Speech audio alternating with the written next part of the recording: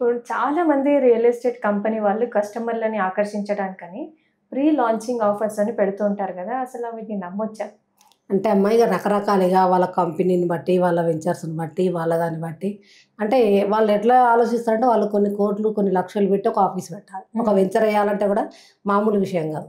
కాబట్టి ఎవరిని కూడా తప్పుపట్టనీకి రాదు. హ్మ్. తొందరగా అయిపోతే ఇంకో వెంచర్ ఎయ్యాలనేసి కస్టమర్స్‌కు ఫ్రీలాన్స్ ఆఫర్ అది ఇది పెడతారు. కానీ ఫ్రీలాన్స్ ఆఫర్ పెట్టొచ్చు. కానీ పెట్టినంత మాత్రాన కస్టమర్‌కి ఏ ఇబ్బంది కలిగియకుంటే ఓకే.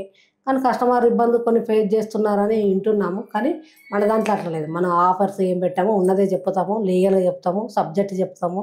మన ఏమేమి ఉన్నాయో చెప్తాము. మనం ఏమేమి ఫెసిలిటీ ఇస్తున్నామో చెప్తాము. ఇంతకుముందు మనం చేసిన వెంచర్స్ ఏమున్నాయి, ఇంతకుముందు చేసిన 4 వెంచర్స్ ఉన్నాయి. హ్మ్. ఆ వెంచర్స్‌లో డెవలప్‌మెంట్ చూపిస్తాము.